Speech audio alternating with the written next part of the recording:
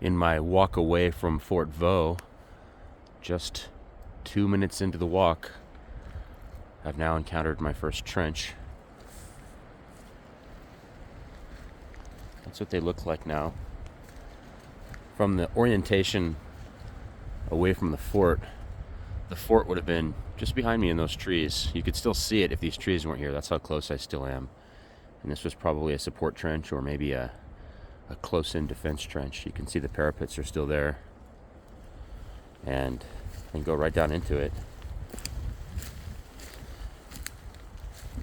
It's filled with leaves over this 100 years, I'm sure, but it's still quite evident what this is. And it goes all the way off into the woods that way. And just like before, on the backside of Douaumont, every meter of this ground is undulating from shell craters.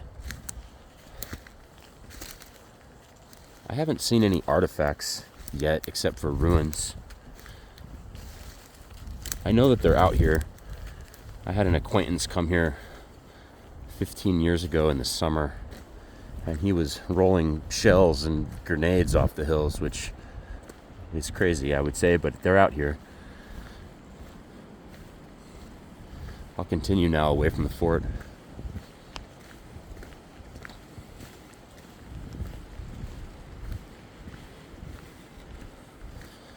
You can see that they've cut a big logging road through the battlefield area. This is a bike trail and walking trail, adequate for a truck.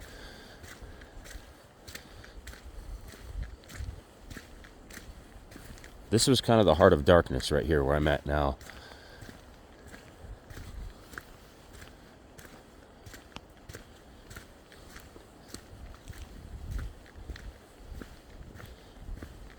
The terrain here is headed downhill away from Fort Vaux, and then 3/4 of a mile in front of me, it goes back uphill onto another ridge.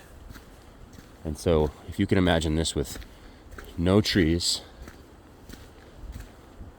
and nowhere to get cover from, these pieces of high ground would have been looking down on soldiers in this area I'm at, where they could take fire from all sides. And here's another trench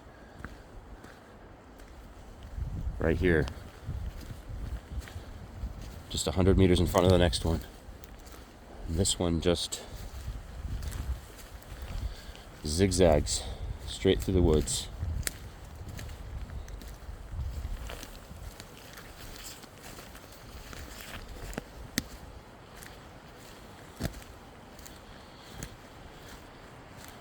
I feel a bit safer, although perhaps that's naive, walking down a trench line than I do anywhere out there.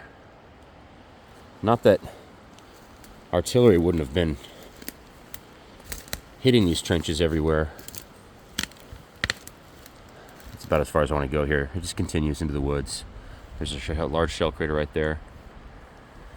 It's just that I know that at one point soldiers were using this trench to move back and forth, and so they probably would have gotten rid of any serious UXO that would have threatened them. I'm not too afraid of landmines, things like that in this terrain. And even grenades and artillery shells, I'll take the risk. I came around the world to see this place.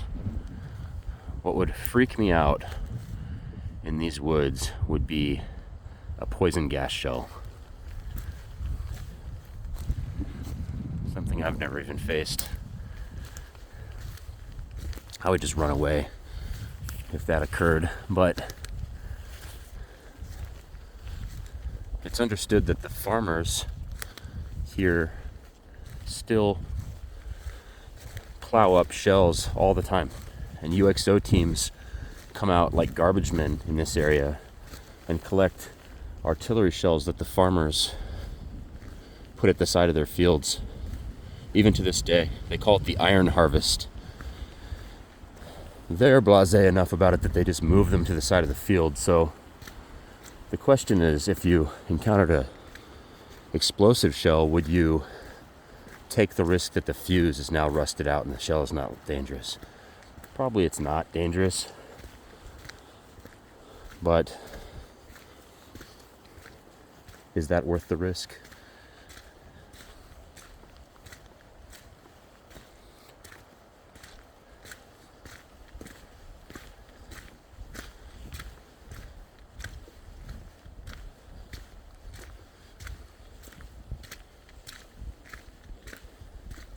In every way, this would remind me of walking through the forest in Oregon, except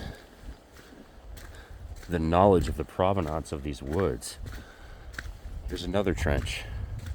It just doesn't stop. There's no particular place in terms of the topography that's more interesting than another, as far as I can tell. I mentioned this before in a different video about visiting the Battle of the Bulge sites, that you can say things like, right here is where that happened, and it's important in our history and our lore because we associate a certain unit with some patch of woods or something like that. But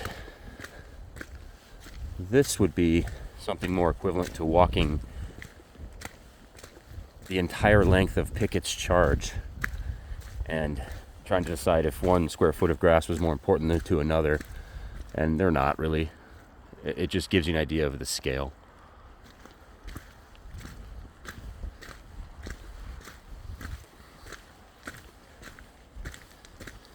Now I'm coming out into a clearing, a three-way road intersection, and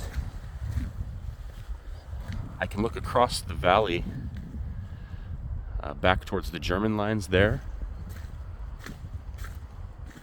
where they came from, and built up their attack from that direction with railroads and everything they built here to come to Verdun, and then attacked through this ravine and up over the hill to try and take the forts. Fort Douaumont and the Oshawa are up that way. And remember that this hill in front of me was completely barren during the battle. Not a single patch of trees would have looked like this. You can even kind of tell now that the trees are somehow off. I don't know if the camera picks that up, but they're just a patchwork of different types of trees. And we're still in the red zone, as it was called, which is the area that the French government essentially didn't know how to reclaim, or wasn't willing to put the effort in to reclaim. It was so devastated, they just let it overgrow. And these are considered to be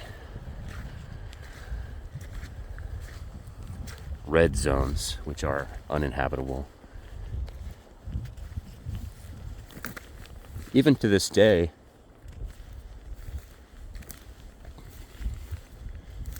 it's interesting to imagine that the reason would be that the ground is perhaps not stable. There's underground bunkers and the trenches and wood, also the munitions, but the plants certainly came back. And just like you see in other parts of the world where humans leave our horrible mark on the world, it actually gives animals a chance to recover the land somewhat too.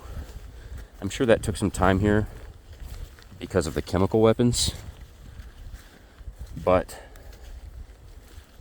there are deer and animals again in this area, and it's kind of like a nature preserve.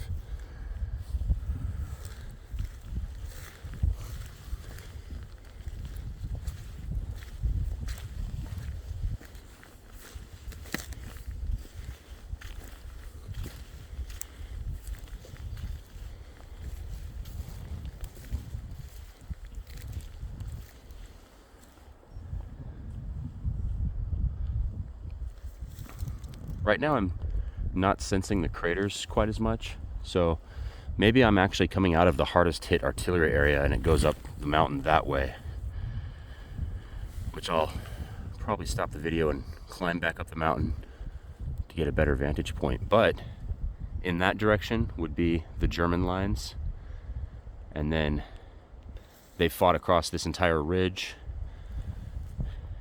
out to the north towards Mortholm. Dead Man's Hill, or Dead Man is all it means in French. And then up this way towards Fort Vaux behind me, and Verdun in that direction. Everywhere I look right here, there are little blue marker stakes. I don't know what those mean. I'll have to Google that later, see if I can figure it out. But I'm certainly not going to walk into that area for lack of knowledge. It might just be something having to do with animal recovery or trees. It might mean something else, but they're everywhere. A lot of them, different colors too. I see some yellow ones over there. So